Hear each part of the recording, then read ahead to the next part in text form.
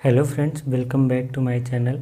आज हम लोग पढ़ने वाले हैं रिफ्रैक्शन ऑफ लाइट क्या होता है, प्रकाश का अपवर्तन क्या होता है। इसके पहले वाली क्लास में हमने पढ़ा था प्रकाश का परावर्तन क्या होता है, और आज हम लोग पढ़ने वाले हैं प्रकाश का अपवर्तन क्या होता है।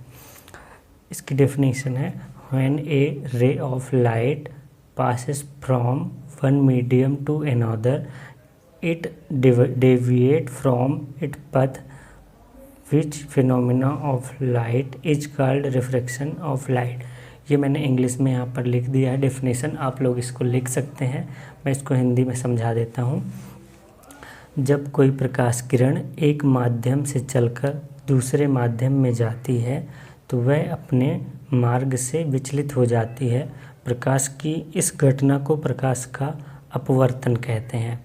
डायग्राम में आप समझने की कोशिश करिए। ये एक आपतित किरण है, ये अविलंब है।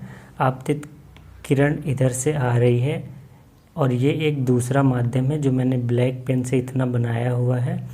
आपतित किरण इधर से आ रही है, इसको जाना चाहिए अपने इस निर्धारित पथ में, लेकिन ये इसमें न जाकर ये अविलंब की ओर झुक गई। ये ऐसे जा रही है जबकि इसको यहाँ से जाना चाहिए।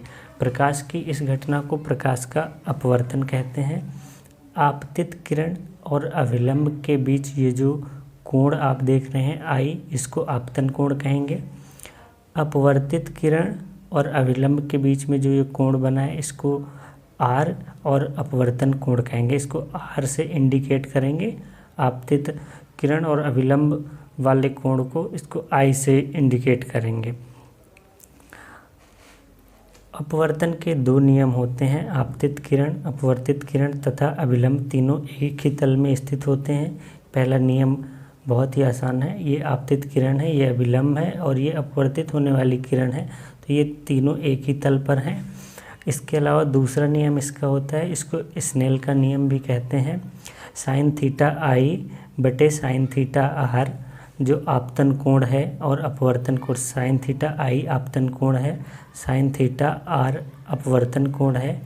ये बराबर होता है n2 अपान n1 के। n2 होता है ये अपवर्तनांक कहेंगे इसको।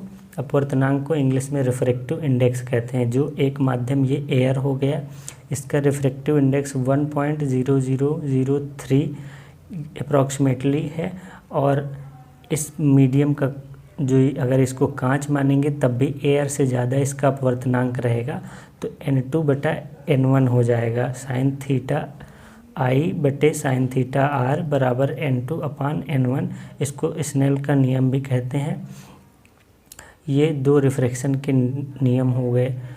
इसके बाद हम लोग रिफ्रैक्शन में पढ़ेंगे कुछ महत्वपूर्ण नोट्स जो हैं, आप इनको ध्यान में रखिएगा। जिस माध्यम में प्रकाश की गति अधिक होती है उसे वैकल्पिक रूप से विरल माध्यम के रूप में जानते हैं। जिस माध्यम में प्रकाश की गति कम होती है उसे वैकल्पिक रूप से सघन माध्यम के रूप में जानते हैं। अब आप लोग के मन में एक सवाल आ रहा होगा कि सघन और विरल माध्यम क्या होते हैं।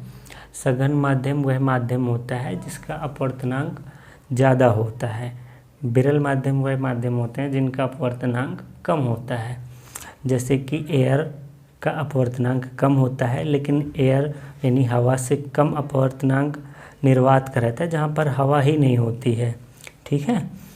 एडिशनल इंफॉर्मेशन, जब प्रकाश विरल माध्यम से सघन माध्यम में जाता है तो अविलंब की ओर झुक जाता है।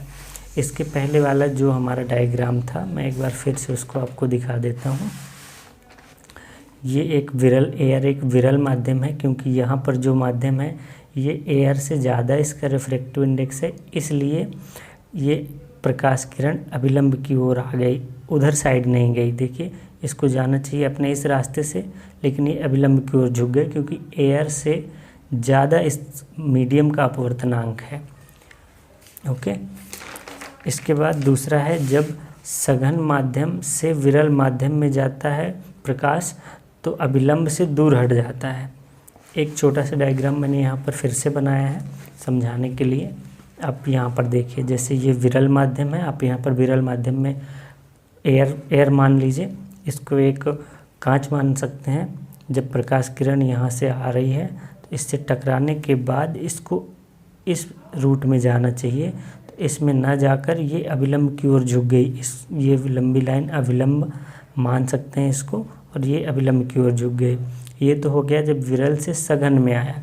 लेकिन जब यही प्रकाश सघन माध्यम से अब विरल माध्यम में जाएगा तो एक ये मैंने यहाँ पर छोटा सा अभिलंब बनाया, इसको मैं ब्लैक पेन से किए दे रहा हूँ, आप इसको देख सकते हैं। ये अब ये अभिलंब की ओर नहीं झुक रहा, जबकि इस प्रकाश को अब इधर जाना चाहिए तो इधर नहीं जा रहा है, ये अभिलंब से दूर हट रहा है, इधर जा रहा है, क्योंकि ये सघन माध्यम से विरल माध्यम में जा रहा है। ज़्यादा रिफ्रैक्टिव इंडेक्स वाले एरिया से कम रिफ्रैक्टिव इंडेक्स वाले एरिया में जा रहा है, इसलिए ये अभिलंब से दूर हट रहा है। एक बार मैं फिर से आपको समझा देता हूँ। जब कोई प्रकाश किरण एक माध्यम से दूसरे माध्यम में जाती है तो वह अपने मार्ग से विचलित हो जाती है। प्रकाश की इस घटना को प्रकाश का अपवर्तन कहते हैं। इसके 2 नियम होते हैं। ये नियम मैंने यहाँ पर दिखाए हैं, आप लोग इसको देख सकते हैं।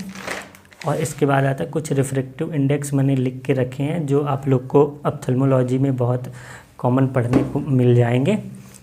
एयर का रिफ्रैक्टिव इंडेक्स 1.0003, ये एक वाटर का भी लिख दिया है 1.333, वाटर के बाद कॉर्निया 1.376, एक्वस ह्यूमर का भी लिखा हुआ है 1.335, और लेंस का क्रिस्टलाइन लेंस का 1.39, विट्रेस ह्यूमर का 1.336। अब क्योंकि बाहर इस डायग्राम में थोड़ा सा आप ये समझ लो, जैसे बाहर एयर रहती है, ये हमारी आँख हो गई। जब भी लाइट रेज इसके अंदर इंटर करेंगी तो एयर का जितना अपवर्तनांक है आँख के हर एक रिफ्रैक्टिव मीडिया का अपवर्तनांक उससे ज़्यादा ही है, किसी से कम नहीं है। एयर से कम किसी का नहीं है, एयर से ज़्यादा ही है। ये लाइट रेज ऐसे बेंट हो रही हैं क्योंकि ये विरल माध्यम से सघन माध्यम में जा रही हैं। और हमने यहाँ इस डायग्राम में अब भी पढ़ा है कि जब विरल माध्यम से सघन माध्यम में जाएंगे तो लाइट रेज अभिलंब की ओर झुक जाएंगी। ठीक है, ये आज के लिए इतना ही। आप लोग रिफ्रैक्शन ऑफ लाइट के बारे में आई थिंक आप समझ गए होंगे। आपके जो भी सवाल हो आप मुझसे कमेंट बॉक्स में पूछ सकते हैं। और इसके बाद नेक्स्ट क्लास का जल्दी प्लान करते हैं। अगली क्लास आपको बहुत जल्द मिलेगी। Thank you so much, thanks for watching.